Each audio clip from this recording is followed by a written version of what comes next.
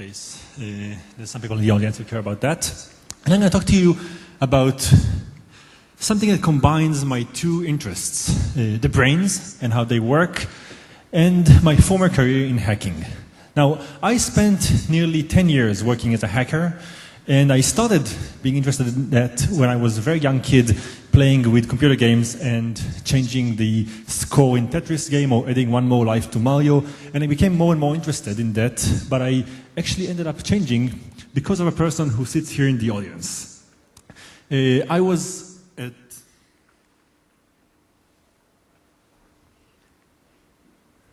working with Itzik Ben Israel for my master's, studying consciousness from the philosophical aspect. And together we asked ourselves the question of whether someone can study the brain using methods like physics and biology and understand consciousness and the mind. And we formed a theory that suggests whether this cannot be or cannot be done. And as part of my studies, Itzik suggested I read a book by the fellow on the left here, Francis Crick. Francis Crick is probably known to many of you as the person who won the Nobel Prize in 1953 for cracking the code of the DNA, along with James Watson. He took a sequence of letters, A, G, C, T, and found the meaning in them, and wrote a beautiful paper that suggests that using those simple characteristics, we can actually explain life and inheritance. What is less known about Francis Crick was that before his career as a biologist, he had an upbringing as a hacker. He spent a lot of time working for the military in the 1940s, trying to break codes and trying to find ways to use information coming from signals to understand, to give meaning to potential attacks.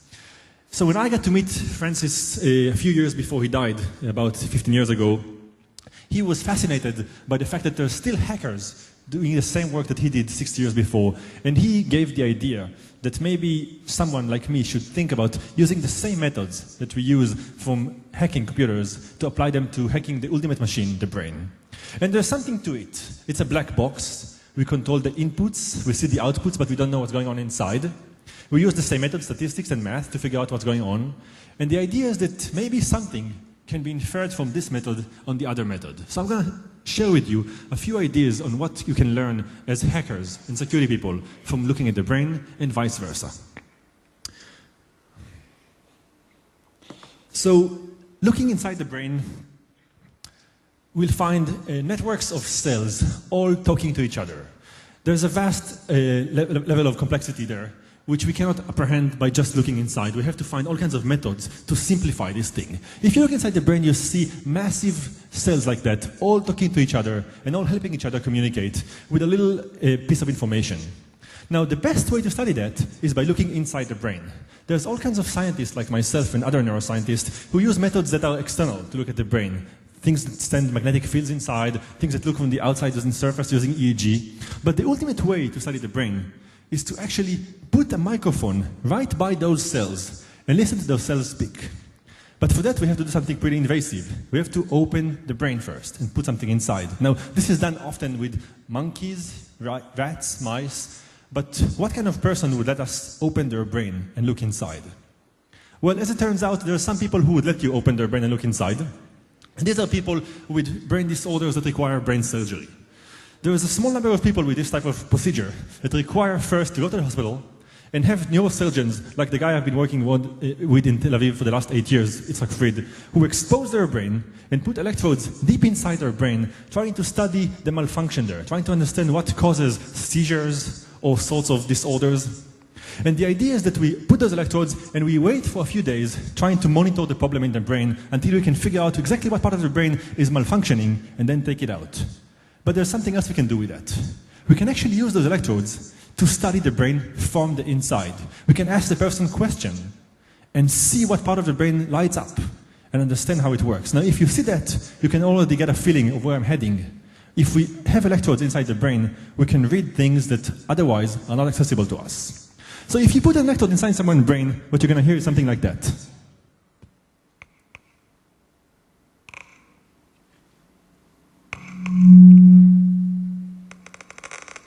I hope you can hear that.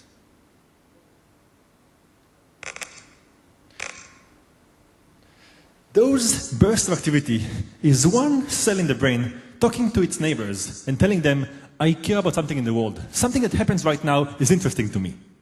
And we as scientists put many electrodes near those cells and we try to see if we can understand what the cell cares about as it speaks. Here's an example. I'm going to show you now, above, a set of movies that one of our patients was viewing. As you can see here. What you see above is movies that she was watching. What you're going to hear now is the activity of one cell in this woman's brain as she listens, as she watches those clips. Try to see if you can figure out from the spikes of activity what this particular cell in her brain cares about. Welcome to Hollywood. Everybody comes to Hollywood, got a dream. What's your dream? I have a dream that one day.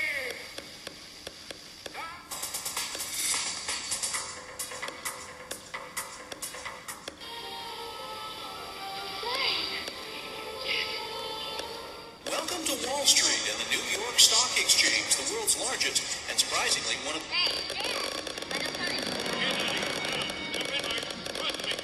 This is a cell in one of our patients' brain that came to life every time she was watching a clip of The Simpsons. Now, what's interesting is that all of you in the audience have a similar cell. In fact, you have networks of cells like that.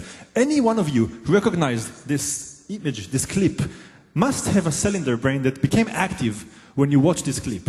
Now, it doesn't become active not just when you watch that. It actually becomes active every time you think about The Simpsons. Here's the same woman 2 hours later, when my colleague Agar goes back to her and asks her to recall, one by one, the clips she has seen previously. This woman starts saying, I've saw this clip, I've seen that clip, and as she remembers The Simpsons, you see that the cell becomes active again. In fact, before she speaks. So you're going to see now how she counts back, and notice how the cell gets active about a second and a half before she is actually verbalizing the thought, The Simpsons.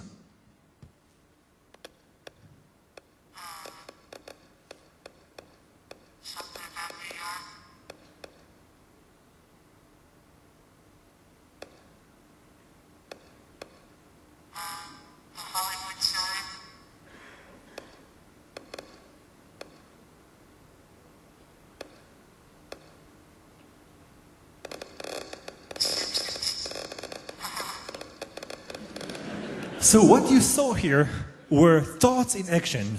Now you can see where I'm heading. If we can see thoughts in action before they even get verbalized, we can start doing what we call reading brain activity. We can actually start decoding the thoughts before they happen. So we can actually find cells like the Simpson cells that encode remembering Marilyn Monroe, remembering your father, your mother, a number, a letter, and then we can do things like that. Have the patient sit in bed and just close their eyes and imagine one of those things. Imagine her mother, imagine her father. And as we see the pattern of activity in their brain coming to life, we can project the thoughts on a screen in front of their eyes. Or we can do something else. We can actually connect those thoughts into a machine and move things. We can actually have a cell that responds to The Simpsons be connected to a cursor on the screen. So when the patient thinks of The Simpsons, the cursor moves left. When the patient thinks of her mother, it moves right. When it thinks of an Apple computer, it goes up. The Big Ben in London goes down, and so on. And there we have some machines that are operated directly from the brain. Like that of this guy, this person who was stabbed when he was 17 and lost the ability to move anything from his neck down for years. But here he is controlling a cursor on the screen and moving and changing the channels up and down and moving his wheelchair just by sheer thinking, using the same cells that used to activate his body before. Or this woman who was in a car accident and was unable to move anything from the neck down for years. And after 13 years, she is now connected to a robotic arm, a prosthetic hand, which she is controlling just by thinking of moving left and right. And here she is for the first time grabbing a can of coffee and drinking by herself.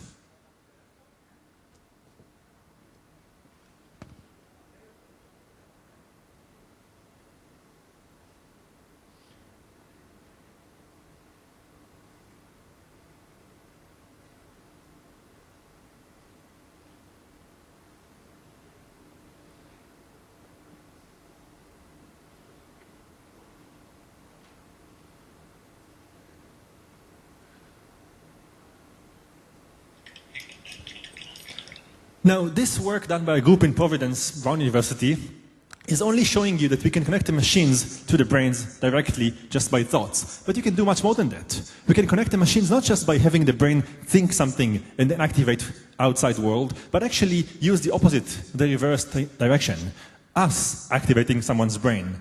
There is a small algae that's pretty known among scientists because it has something unique about it. It has some cells, some opsins on its surface that respond to light in the following way. If you shine light on these cells, they become active and effectively they release positive ions. So you can do something like a solar panel. You can shine light on this little algae and make it release electricity. Now this is only algae, but can you do something with it outside?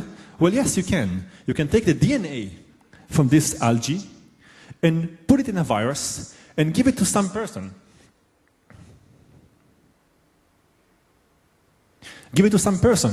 And now this virus attaches to a unique individual brain cell, rendering this cell active by light. So now you can shine light on that person's brain and activate this particular cell and make this cell go live, also following by action. So you can do something like that. You can have a person sitting there, shine light on their brain and make them do things. Like this little mouse here, who's just sitting in his cage normally, but he has one of those cells connected to the part of the brain that makes him go left, the motor part that makes him go left. So you see the mouse first sitting happily, and as the blue light turns on, you'll see how it becomes a robot who moves left like a puppet. And then it turns off, and the mouse goes back to his normal behavior, not even knowing how it happened to him. So these are cells that control motor movements. We can have cells that control other things, like making someone fall asleep or wake up. This is so far done only with mice, rats, monkeys, but we have the theory and the technology to do the same thing with humans, making them like the Manchurian candidate, operated outside by machines. And if you want to see it in action, here's one of those mouse with two of those cells, one controlling his movement left and right, with a little shining light device on his brain that makes him really move like a robot, left or right, at our disposal.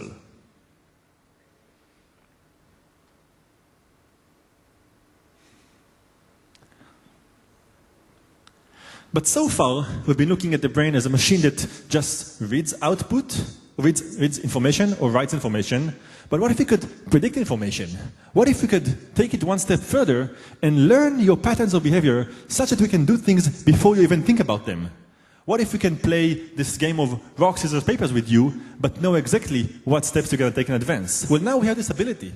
Now we have cells that actually come to life prior to your behavior. So they happen in your brain without your consciousness. You don't even know what movement you're going to make in a second and a half. You don't even know that you're recalling The Simpsons. But I already know that. And I can use it against you or activate things just by that.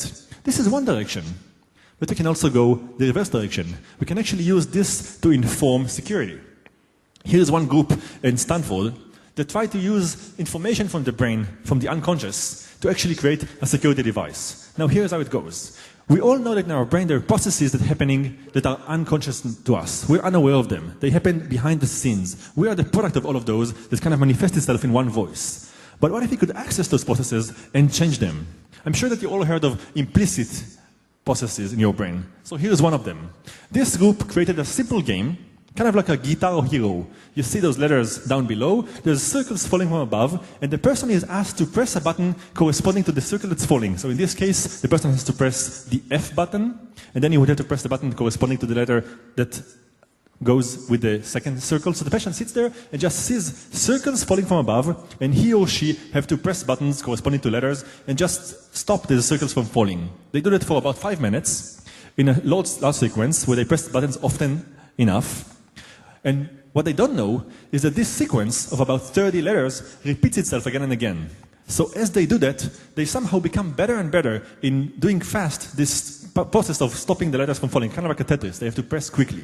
Now, if you ask them afterwards, can you name the sequence of letters that you just pressed? They have no idea. They can't remember the 30 letters that you just pressed.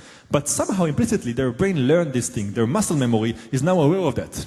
So what you can do is take 10 people, train only one of them on this sequence, he or she become really better in predicting this sequence, and then use that as a key to the nuclear plant. When they came to the door, you take all the 10 people and ask them to play the same game. The one person actually trained by you to be good in the sequence, for about 24 hours later, is able to use his information to open the door much faster. So you just take 10 people, they all play the game, but only one is going to be really good at it because they played it before and learned using this implicit information how to do it fast and can open the door. Now, some of you have seen probably this capture thing, this thing that uses vision to stop spammers by making it hard for us to create accounts without having vision. Vision is a very powerful mechanism in our brain. It allows us to process things really fast. A couple of years ago, Navy SEAL Team 6 penetrated the Bin Laden profound and they killed him. And they also did something else. For 1 hour after killing Bin Laden, they collected a lot of information. DVDs, computers, tapes. They tried to take as much as they can and move away. This was used afterwards as intelligence, that they could actually infer something about Al-Qaeda's movement. Now, what did they take? They took whatever they saw, and they tried to kind of make sense. They can't take everything, so they have to choose something that is valuable. Well, we can all assume that if you find a hard drive that's encrypted, it's more valuable than one that's not. Presumably, it has some information that was worth encrypting. Well, how can you find if a hard drive is encrypted or not? Turns out that our vision is very good at that. If you look at a hard drive, just simply looking at it and translating it into a picture, a hard drive that's encrypted looks much more random. This one has mostly encrypted parts, just the sequence in the center and below are actually the file location tables, which are not encrypted. You can just look at a file like that quickly and say, this hard drive is encrypted and it's more valuable than the one that looks less random. So our eyes are really good at identifying those patterns.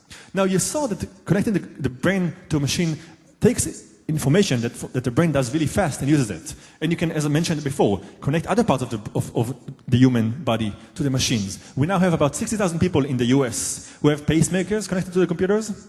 And with IPv6, there's going to be endless amount of more. There's insulin devices connected to the computer.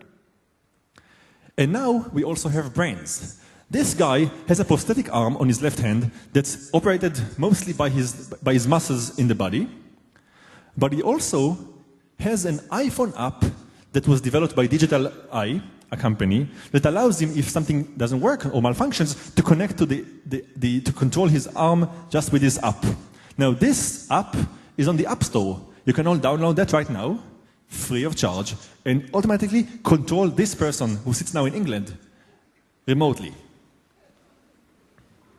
So, I feel that what was long ago a set of people wearing gloves and masks breaking into banks is now translating to people that look like that, still wearing masks and gloves and a different tool, but using techniques that are inferring how hacking was done, but using them for something else. And it's kind of ironic that the person who transitioned from being a hacker into being a biologist and removing himself from the world of computer hacking, Francis Crick, the guy who in many ways was the grandfather of my scientific career, and really tried to use his knowledge to make the world better in understanding how the brain works, is actually the founder of this thing that is now looming as the most intrusive type of attack that hackers are now looking at, biohacking, things that use biology as a mechanism to cause harm and damage.